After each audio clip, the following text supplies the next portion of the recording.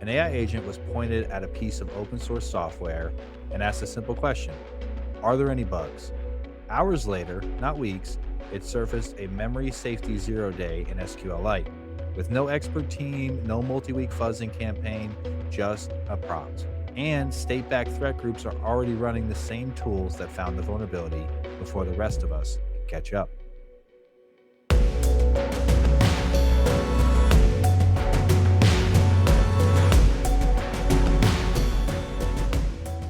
Welcome to Shadow Talk, a cybersecurity podcast powered by ReliaQuest, the leader in agentic AI security operations. I'm Tehman Senior Manager of Gray Matter Operations. And I'm John Dilgen, Threat Intelligence Analyst. Good to have you with us, Tehman. There's been a lot of AI-related news going around currently. So this week, we're going to take a look at something that's been underlying all of them. And what's that, John? Yeah, it's really the gap between how fast attackers are actually moving now and how fast we're responding. Not detection, but response. And what runs after an alert fires or an intelligence advisory is released. Right. And that's a common challenge for many. I was on a call with a CISO last week who told me their team had been heads down forever on credential rotations from one supply chain attack, and another came in mid cleanup before they were finished, leaving absolutely no time for any of the proactive work to be done. Yeah, and that's the thing. We spoke about it last week. It seems like there's a new supply chain attack every week now, and every incident really eats into that proactive time budget. Nobody really plans for that on a roadmap, but it's what the time actually goes to.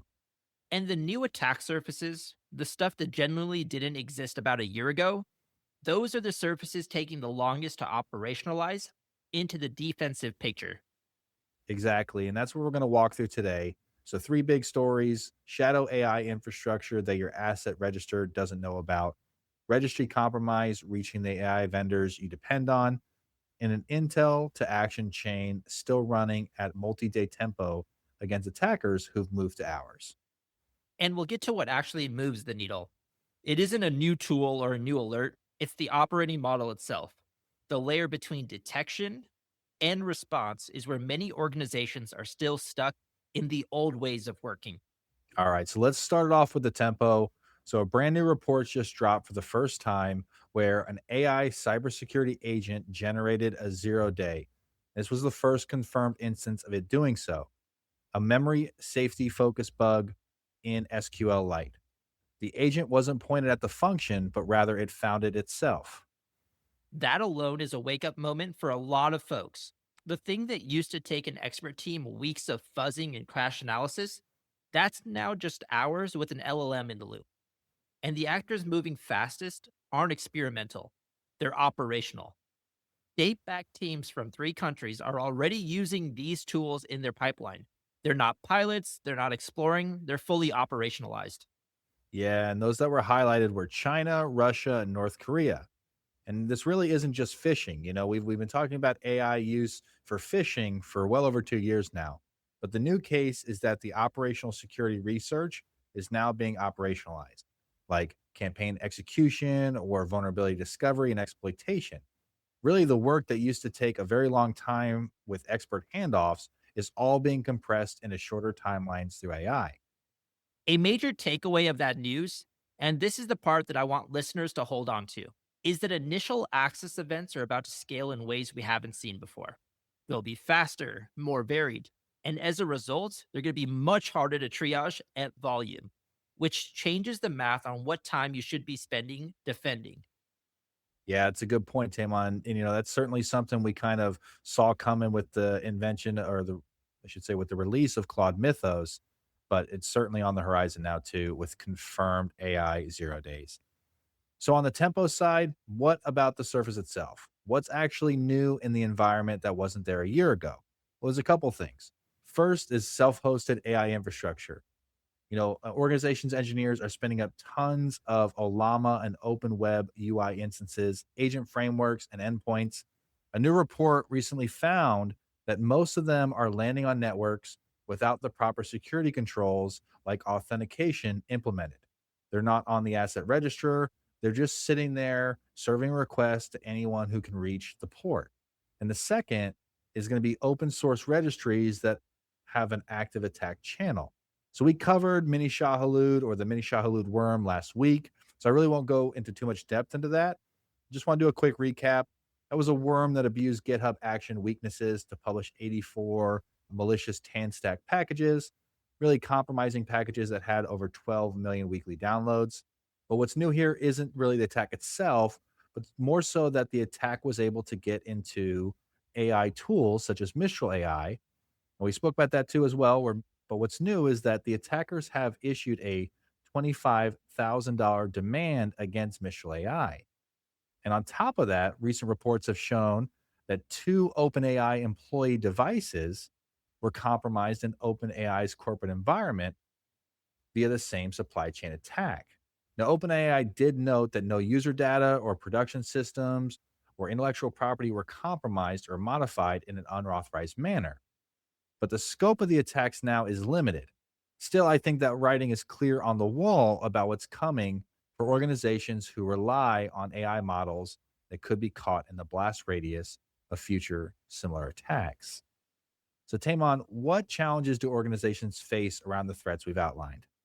Here's the structural failure as I see it. The response chain we operate on is the same slow and drawn out handoff many organizations have been stuck in. Every step in that chain is human paced, which means that the chain's tempo is also human paced, like threat intel, which arrives as reports, not as response actions.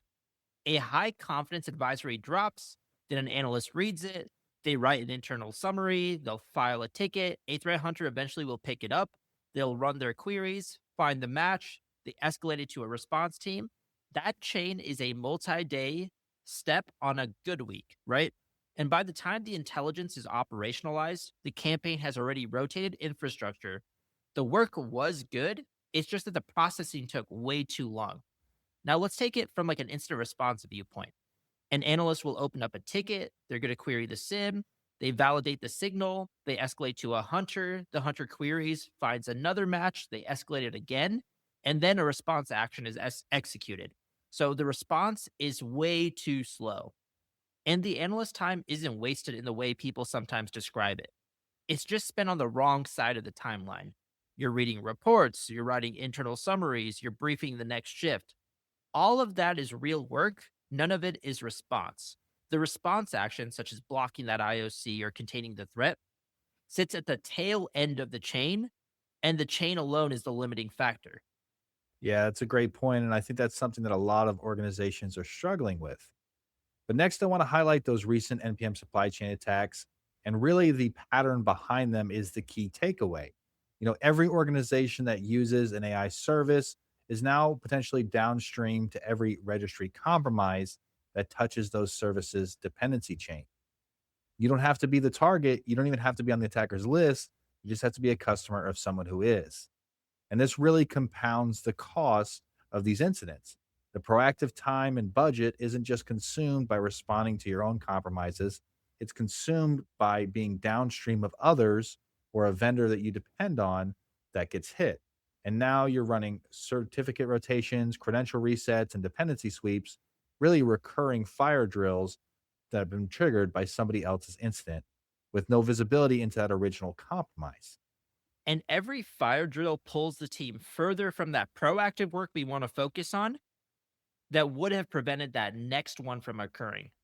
This model self perpetuates. The team that should be hardening the next surface is actually too busy rotating credentials from the last incident's downstream impact. Yeah, that's a good point. And I think really the right way to think about this, and I really want our listeners to focus in here, is that it's not a tooling failure. The tools are working, detections are firing where they should, the intel is good. But what breaks everything down is the moments that happen between and how the intel gets read, routed, and hunted on, as well as acted on. That's really where the time is being lost here. The gaps we've just walked through, whether it's shadow AI infrastructure, registry compromise reaching the vendors you depend on, and intel to action chain still running at multi day tempo, all of that can be fixed. After the break, we're going to dive into 3 structural shifts that change the math completely. Shadow Talk is brought to you by ReliaQuest, the global leader in AI cybersecurity. ReliaQuest helps enterprise cybersecurity teams contain threats in minutes with its agentic AI security operations platform, Gray Matter. ReliaQuest makes security possible for the most trusted enterprise brands in the world. Learn more at ReliaQuest.com. And we're back. 3 new attack surfaces, 1 shared choke point. Now let's walk through how organizations can defend. John, will you kick us off? Yeah, certainly. So the first one, let's pull it back to that AI infrastructure blind spot. So this is the surface that genuinely didn't exist a year ago. Engineers now ship self-hosted LLM stacks, agent frameworks, and endpoints faster than asset management can catalog them. The deployment cadence really beats the review cadence here, which can leave those instances exposed for initial access or exploitation. So the question is, what is the operating model change that closes the gap between deployment and control? And the answer really isn't just another scan that runs once a quarter and lands in a report that just ends up in an inbox. The shift here is a regular threat hunt, a monthly cadence, really a hypothesis driven queries that look across the network for specific signatures of self hosted AI. Those Olama on its standard port, Open Web UI on the typical proxy pass, common agent framework deployment patterns, and etc. And what changes things is when the hunt runs on a reoccurring cadence without having to have that analyst kick it off every single time. Now imagine this: you have a specialized AI agent inside of your operating model, one that runs hypothesis driven queries across the environment on a regular schedule. It returns that surfaced findings and packages them for human review and posture reinforcement. The team doesn't kick off the hunt. The AI is the hunt. The team's job is approving the lockdown workflow on what it surfaces. Yeah, exactly, Tamon. And it's important to understand why this changes the outcome. Those unauthenticated AI services aren't just a credential exposure risk, they're a foothold for an attacker. An exposed Olama instance isn't just a privacy concern, it's a potential direct route into the enterprise network that could allow for sensitive data theft or ransomware. And really closing that visibility gap allows your team to close that foothold. Another important point behind this is that a hunt is really only as good as the inventory baseline you compare it against, right? So if your asset register is still 6 months behind, your team will spend most of its time trying to verify the legitimate AI infrastructure that's been spun up in that time. And so the hunt really has to be combined with that strong inventory management and documentation. So what you're doing at the end of the day with the hunt is detecting unauthorized instances that have the potential to expose you. And next, we're going to move on to when the worm actually gets through. Because the OpenAI and Mistral story tells us it will. Whether it's hash pinning, publication delays, isolated secrets, that's the right hardening posture, and we'll get to that. But the assumption has to be that compromise eventually reaches you through somebody you depend on. Yeah, and that cost really compounds in the cleanup. The worm self propagates, stolen publishing access cascades into new malicious packages and new stolen developer credentials. Every credential rotation kicks off another sweep, and every sweep finds new exposures, really compounding into days of manual response across multiple teams on something that originated outside your environment. So the shift is in the response. Pre-approve the credential rotation and secret rotation workflow as a playbook the team executes the moment the signal lands. The CISO will decide the rotation policy once in advance with the legal and engineering leads in the room. The team doesn't need to negotiate it under an incident with a lot of pressure or with a half asleep on call lead late at night.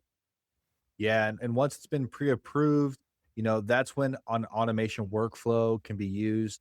It can connect the security tools and all into a single sequence. We're talking credential rotation, secret rotation, and session termination across all the exposed credentials throughout all the tools they're hosted in. Not a manual handoff that goes across 3 different consoles by a tier 1 analyst who's reading through the playbook for the first time at midnight. And this isn't just speed, but rather also remediation consistency. It's about pre deciding what gets rotated automatically when a CI CD compromise signal hits. All right. And finally, Intel teams produce more, faster, and better than ever. The signal quality has never been higher, but the path from an advisory being published to an organization's response actions being executed is the same handoff chain it was 5 years ago.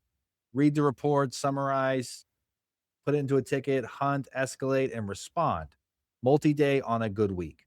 And by the time step 6 runs, the campaign has already moved on, right? The advisory pointed at infrastructure that's already been rotated, the malicious package versions have already been pulled, and the IOC list has gone stale. We've all seen this happen multiple times before. Yeah, and AI can really be used to speed up the processing time of the intel. So picture an AI agent that's built around intel consumption. It auto activates the moment a high confidence advisory hits your feed, blocking the IOCs, analyzing for TTPs, running threat hunts on those TTPs, packaging a verdict and a recommended response action directly for your team. And this is what decides whether the team gets its proactive hours back or not. If response is human paced, the proactive budget gets eaten by reactive work. Every new advisory keeps the time stuck in the same place. As we mentioned with Claude Mythos and now confirmed AI 0 days, more advisories are coming. Yeah, they definitely are. And the adversary's tempo has compressed exploitation time from weeks to hours, while that defender response chain, the alert driven, ticket driven, and human in the middle loop is exactly where it was years ago. It's a widening gap in a structural problem, and its widest parts are at the parts of the environment that didn't exist 12 months ago. Let me close with what I'd actually say to security leaders listening to this, because I think the gap we've been circling around all episode is fixable. The operating model question is the one I'd put in front of every single CISO this week. When high confidence threat intel arrives, what is your median time from report published to that response action executed? I'm not talking about detection time in place, not alert tuned, but the actual response action executed. If that answer is measured in days, you don't have a tooling gap, you have a workflow gap. So here's the challenge I have to leaders everywhere. Tomorrow morning, ask your SecOps lead for the response action timestamps on the last 5 high confidence advisories. If the median is days, you found your structural gap. And that's the conversation that opens up next quarter's roadmap and how AI can help you respond much faster. All right. And on the practitioner side, start with that asset register, specifically the AI host infrastructure that's sitting in your environment, especially the ones you don't know exists. Self hosted servers, model serving frameworks, GPU nodes spun up by engineering. Every one of those that is approved needs to be clearly documented. Once you have the legitimate instances documented and secured, then you're ready to set up that regular hunt that looks for any shadow AI usage or infrastructure that may be leaving your organization exposed and a potential front door for attackers to access your network or data. So tomorrow morning, either start with the AI asset inventory to document all the AI infrastructure you already have, or if you already got that in hand, begin building out that hunt to find the shadow AI. Now, what sits with me from this conversation is how the gap isn't where we usually look for it. It isn't the detection content, it isn't the intel feeds, it's the layer that connects them. The workflow that turns a published advisory into a real response action. The inventory that tells you what's actually on the network.